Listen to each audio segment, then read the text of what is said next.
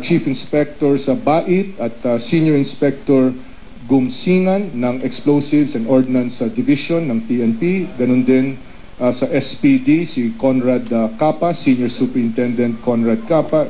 Senior Superintendent Conrad Capa nagsilbing parang siya yung coordinator, no, ng lahat ng mga impormasyon at nasa kanya yung pagbabantay ng pagko-cross-check na siguro na ba ito, etc. Nang sa ganun ay hindi magdoble-doble o hindi magkaroon ng conflicts.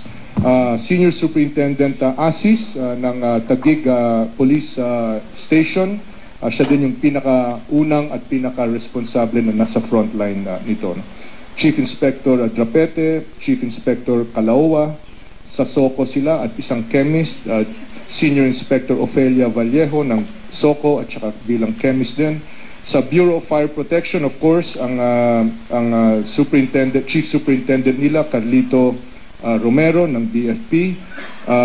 Si Senior Superintendent Huadian na bilang Interagency Task Force Head.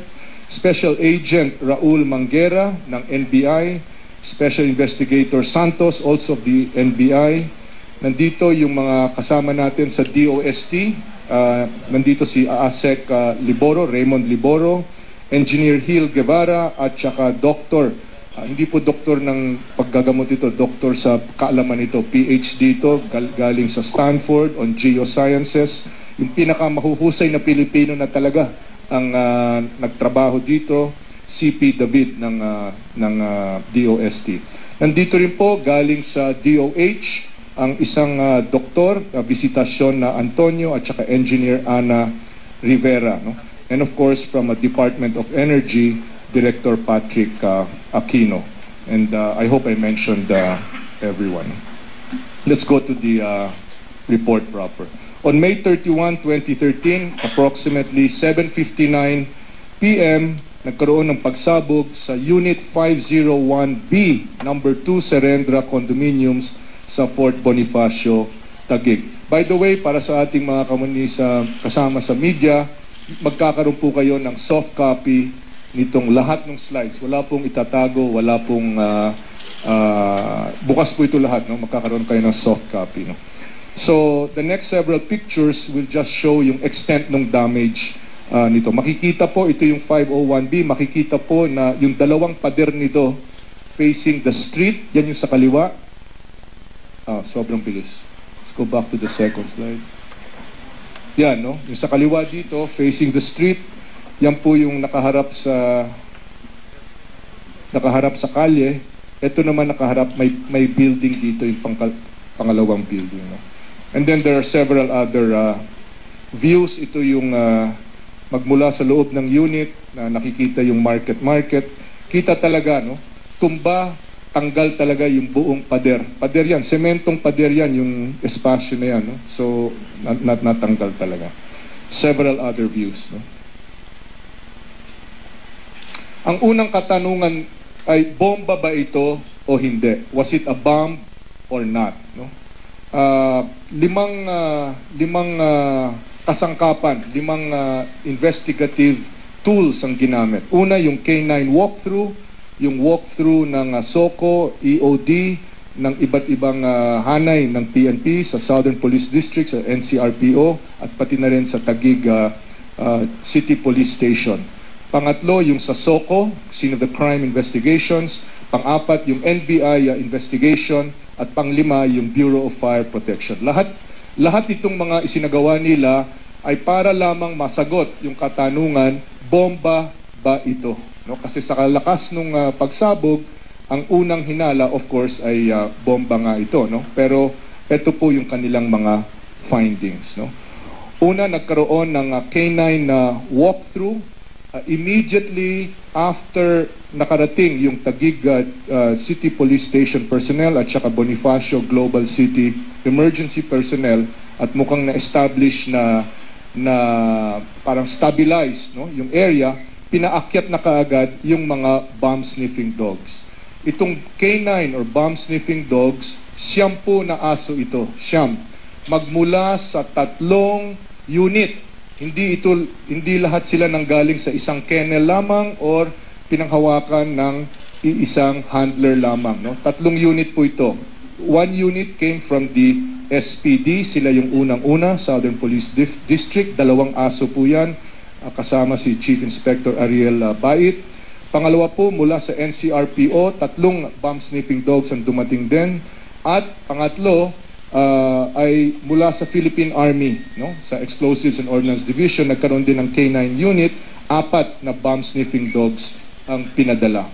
And the next slides will show you kung ano yung pag-review or ano yung walkthrough na ginawa ng mga aso. Yung pula po, dyan yung kung saan yung pagsabog, itong pula na ito, saan ba yung ano nito? Ito yung section A, yung playground. Building po ito, no? So, open area ito. Go ahead. Ito yung market parking area. Ito yung parang sa may swimming pool at saka bukas na area. Ito yung kalye. Ito yung rotonda. At nandito yung mga restaurant papasok na dito, no? At go ahead. So, makikita po na talagang sinuyod ng lahat ng mga K9 ito hanggang sa 501 unit mismo, no?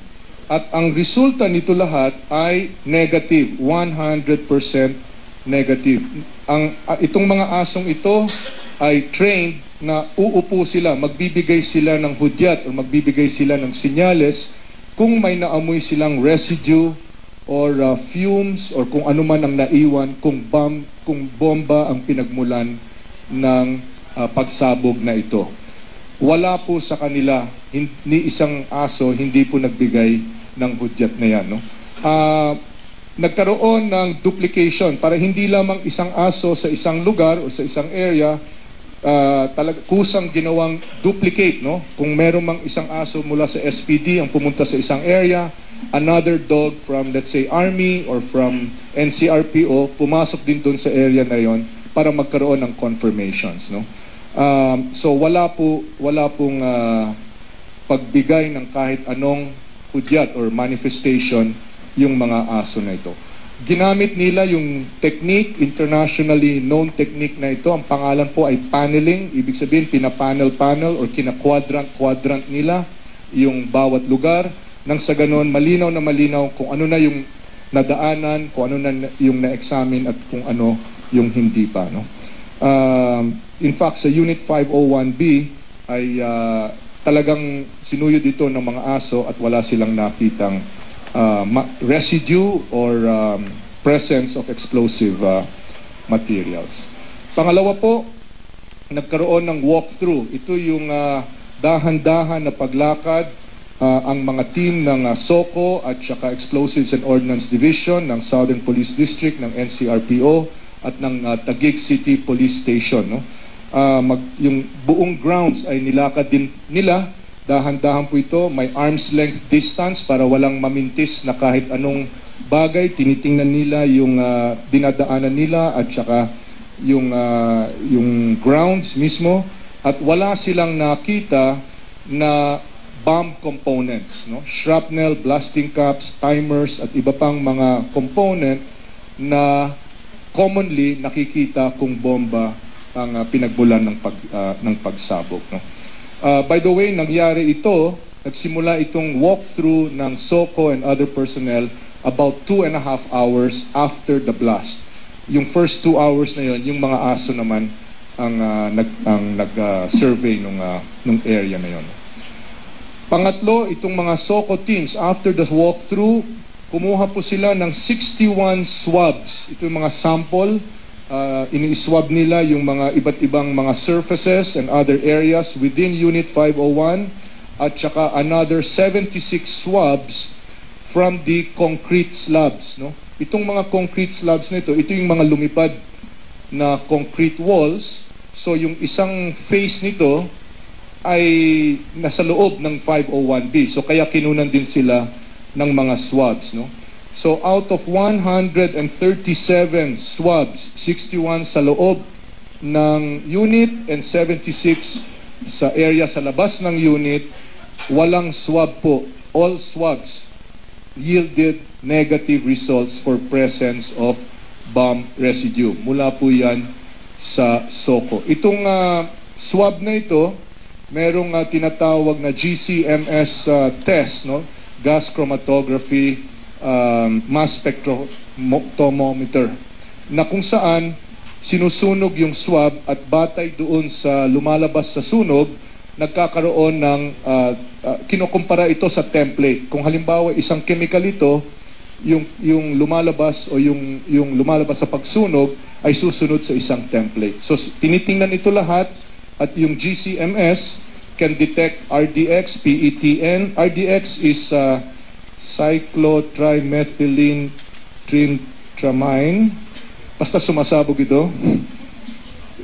PETN is penta-erythritol tetranitrate. TNT, trinitrotoluene. TATP, acetone peroxide, nitroglycerin, ethylene glycol dinitrate, at iba-iba pang mga uring explosives. So lahat itong swabs na ito tested negative dito sa GCMS na ito. Yung Bureau of Fire Protection gumawa rin ng tinatawag na post-fire investigation. Ginagawa nila ito sa lahat ng mga sunog, no? Para malaman arson ba ito, ano yung pinagmulan ng sunog, ano yung combustible material, and so on and so forth. Sa kanilang pag-walkthrough sa total area, yung area na nakapaloob doon sa yellow tape na definition ng crime scene, yung BFP's findings indicate that despite the presence of fire, merong sunog, merong charring, merong singeing, there were no bomb components nor a crater was found or detected. And finally, NBI, Explosives and Ordnance Division, nagkaroon din ng post-blast investigation. Ito masusing pagsusuri dun sa rubble, yung sa hanggang sa parang alikabok na, tinitingnan nila, sinisift through nila ito lahat with a very, very fine meshed screen. At saka wala silang nakitang mga components, power supply, switch, containers, wires, detonators were found. At saka wala rin silang nakitang crater. Ayon sa mga eksperto, kung bomba ito, isa sa pinaka-common na feature ng bomba ay meron crater, merong seat of the explosion. No? Kung ibang uri ng pagsasabog, madalas walang crater. In this instance, sa 501B at saka sa kabuuan ng Building B, walang crater na nakita ang ating mga investigador. Kaya, komportable po ang inyong mga investigador na sabihin na yung pagsabog na ito ay hindi sanhi ng isang bomba. Whether improvised, gawa-gawa, or manufactured, yung talagang bomba na ginawa talaga sa pabrika, no? So the explosion was not caused by a bomb. That's the first important conclusion.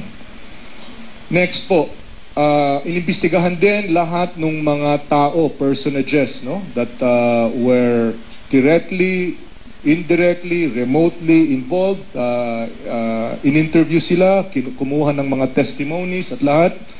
The Intelligence Division ng PNP at saka ng CIDG, both at the Taguig level, the NCRP, SPD level, NCRPO level, ganun din sa Intelligence Division at all three levels, conducted 60 interviews. No? Hindi yung basta-basta kung sino-sino lang ang kinausap nila, and out of the 60 interviews, kumuha sila ng 53 sworn statements, mga sinumpaang salaysay. No? Kabahagi dito, magmula sa occupant tenants, kasama na yung security personnel ng Ayala at saka Taguig City Police, anong nakita pagdating nila, and so on and so forth. Yung mga first responders, yung fire rescue and ambulance personnel, yung mga renovation workers, may mga nagtrabaho doon sa pagitan ng bago May 31 at na-interview din sila kung anong ginawa nila, ano yung work program nila. Yung mga meter readers, yung nagbabasa ng metro ng gas, at nakausap din, at saka iba pang mga witnesses. No?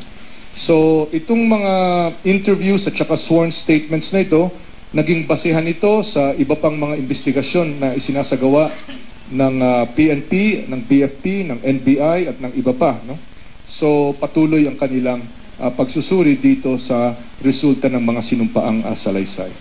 Mr. Angelito San Juan, siya yung umuupa ng Unit 501B, 63 years old, US holder ng US Alien Resident Card. Ibig sabihin, may green card, sa madaling salita, green card holder siya ng US. More or less based siya sa US, mga 40 years na. No? Walang known criminal history sa records ng US at pati na rin dito sa atin. Sa ngayon, si Mr. San Juan ay nasa ICU ng St. Luke's Taguig. 72% of his body has second-degree burns. There's another portion with third-degree burns. Ito'y ayon sa kay Dr. De La Peña, yung General Surgeon na kausap ng PNP sa St. Luke's. Siya po ay conscious pero under sedation, no? Kasi sa sakit at saka sa kanyang kondisyon, under sedation siya at intubated. Ibig sabihin may tubo sa lalamunan. At meron ding pinuntahan din siya at nakaantabay ang pulis na sa sandaling maaari na siyang magsalita, pwede na siyang kunan ng sinumpaang salaysay. Ganun pa man, ayon sa kanyang kapatid at kinunan siya ng video ng kanyang kapatid bilang patunay na hindi talaga siya makakapagsalita pa. Pangalawa, Marian Cayton Castillo. Siya po yung may-ari, hindi po yung George Cayton. Ayon sa kanya, si George Cayton ay ang kanyang ama.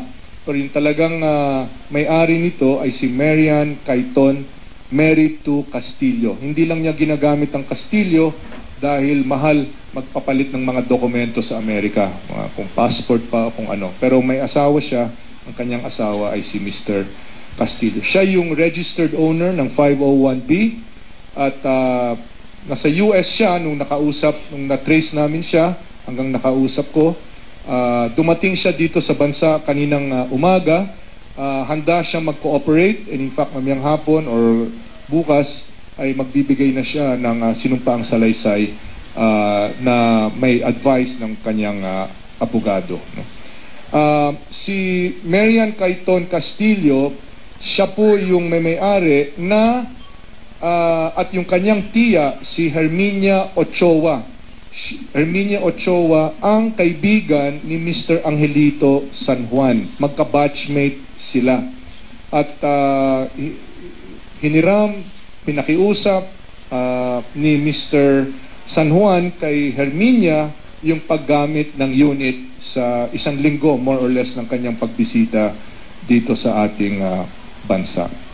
Herminia España Ochoa, 63 years old, resident of Pasig. Siya yung tiya ni Marian Cayton Castillo. Siya yung batchmate ni San Juan at siya yung designated caretaker ng unit. Siya yung naghatid sa kay Mr.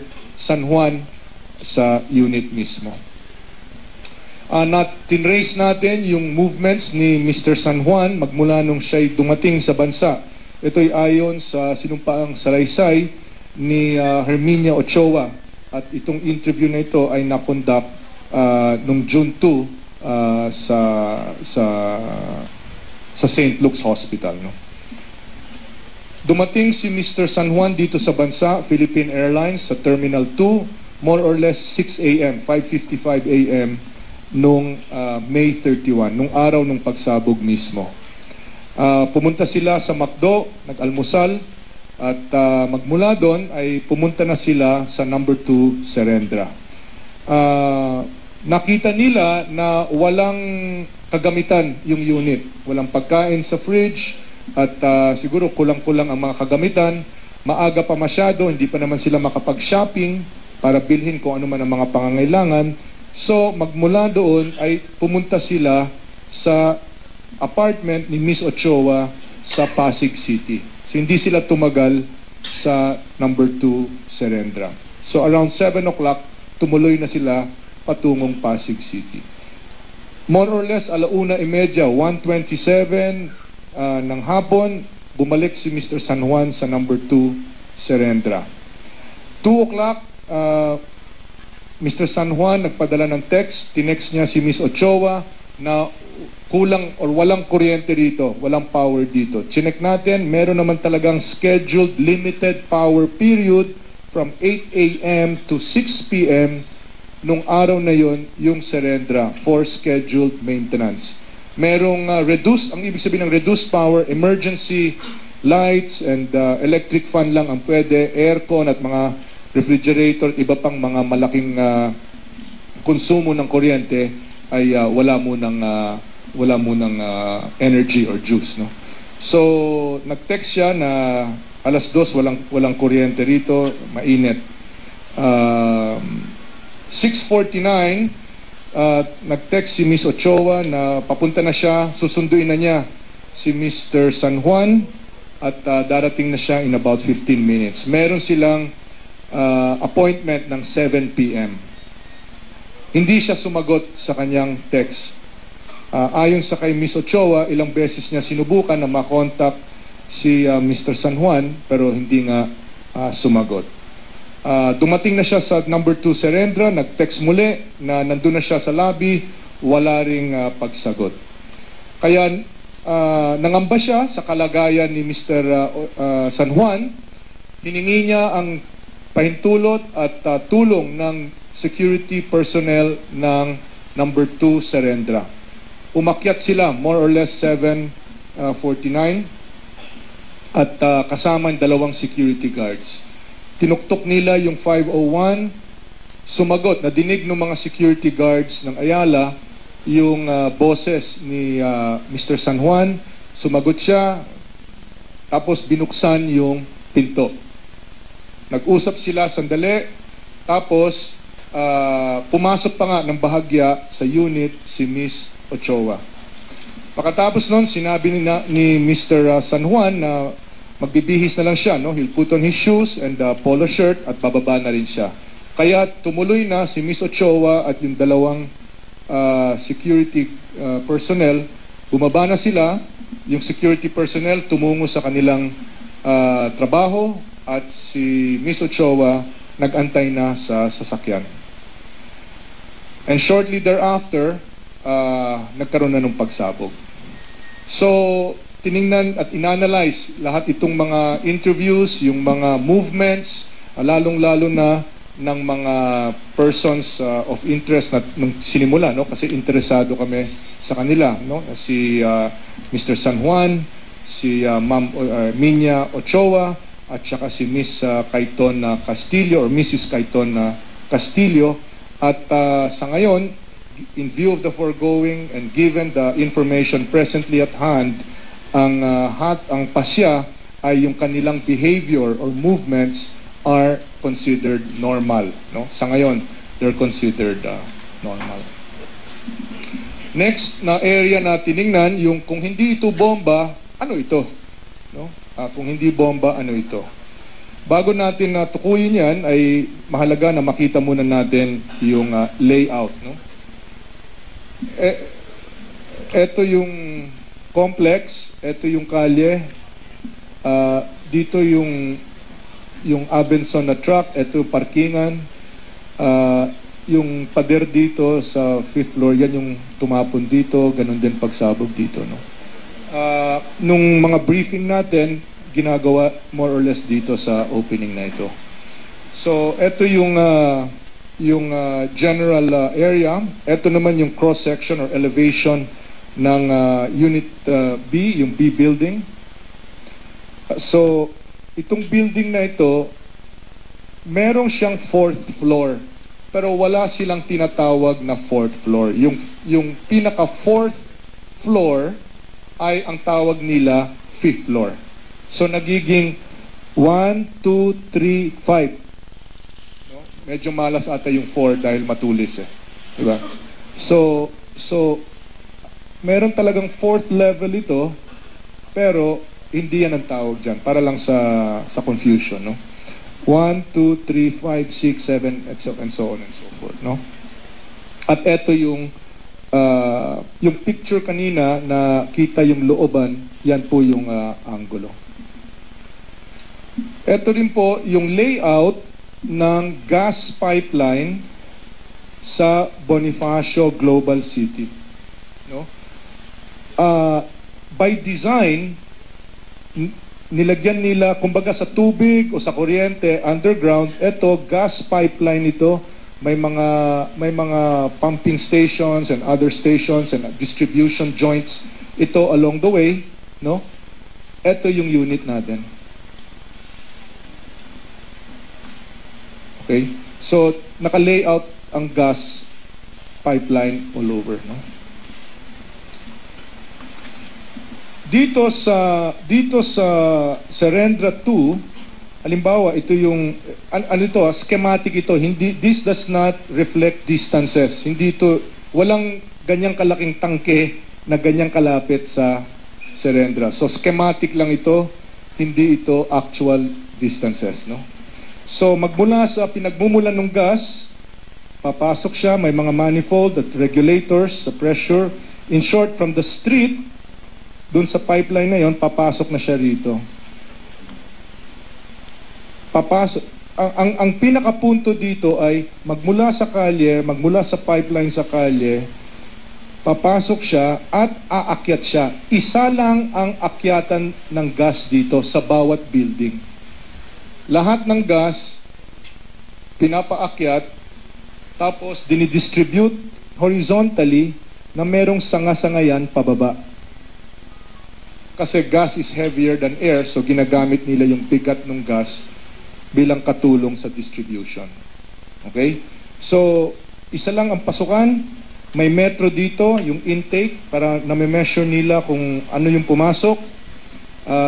Isa lang ang paakyat sa riser or parang chamber or parang chimney or ang tawag yan riser. Tapos, horizontally, pababa na yan. Okay. This is another rendition of anong ibig sabihin niyan, no? So, mula sa kalye, papasok siya, pataas, paakyat. Tapos, dito sa sub or sa section na ito, kung saan yung 501 hanggang sa 506, apat ang pababa. No? So, umaakyat siya, tapos bababa siya, nagdi-distribute na siya ngayon. Parang may parang nagsasanga-sanga niya. So, magmula dito, on this floor, isusupply niya na ngayon 5, 6, 7, 801, 701, 601, 501, 301, etc. Ganon. And ganon din for each column. No? Next slide, please. Ito yung physical layout. Ito yung 501. Yung sige, keep going on the slides para mapakita. Yung distribution point is here. Next slide. Hindi dyan. Yan, no? Yan yung, remember, dun sa previous slide, apat yung binababaan, apat yung column. Dyan ngayon nagdi-distribute yan. No? Ito yung 501, 502, ito yung 506. Ito, dalawa ang dinidistributan niya. Sa kaliwa, 503 at saka sa kanan, 504. Okay? So, 1, 2, 3, 4. Yan ang riser or channel or chute na inaakyatan at pinagmumulan ng gas. Ang bawat box na yan sa bawat floor, ito yung nilalaman. Typical gas meter assembly.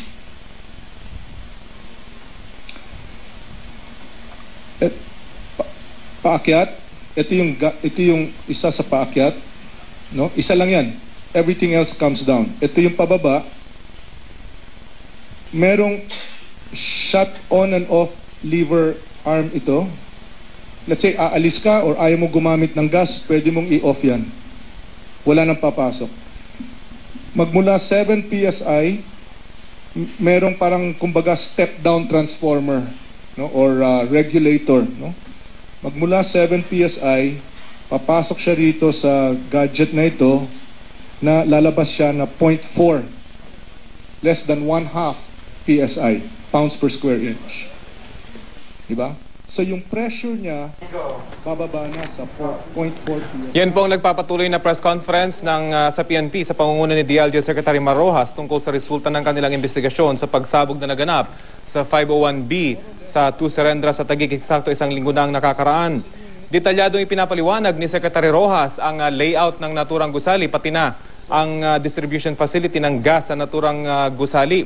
Una rito ay sinabi ni Secretary Mar Rojas na base sa kanilang investigasyon ay nakakatiyak sila na hindi bomba ang sanhi ng pagsabog sa 2 Serendra noong nakaraang Biyernes. Base rin ito sa 4 na pamantayan ng kanilang isinagawa. Kasama na rito ang K9 unit walkthrough ng 3 units ng mga K9 at bomb personal inspection, SOCO swabs kung saan chemically ay inanalyze ng mga tauhan ng scene of the crime operatives yung chemical components ng mga sumabog na bahagi ng gusali. Kasama rin dito yung inspection ng Bureau of Fire Protection kung saan wala silang nakitang crater na isa sa mga palatandaan sana kung bomba nga ang ginamit sa naturang pagsabog. At panghuli ay ang NBI post-blast investigation kung saan na-discover rin na wala talagang bomb components na nakita sa loob ng gusali, kung kaya't 100% ayon kay Secretary Mar Rojas ay hindi bomba ang ginamit sa pagsabog. Sa ngayon ay pinapaliwanag ni Secretary Mar Rojas yung ang distribution ng gas dito sa naturang gusali. Hindi pa niya sinasabi kung ano yung resulta ng kanilang investigasyon sa kung ano yung naging sanhi ng pagsabog sa naturang gusali. Pagkatapos siguro nito ay magtutungo na siya doon sa dahilan ng mga pagsabog. Pero sa ngayon ay talagang idinidetalye pa ni Secretary Mar Rojas yung piping nitong gusali, pati na yung piping ng buong Global City sa distribution ng mga gas sa naturang lugar. Patuloy po tayo nakaantabay dito nga sa nangyayaring press conference at babalikan po natin itong press conference na ito kapag sinabi na ni Secretary Mar Rojas kung ano talaga yung sanhi ng pagsabog sa 501B 2 Serendra.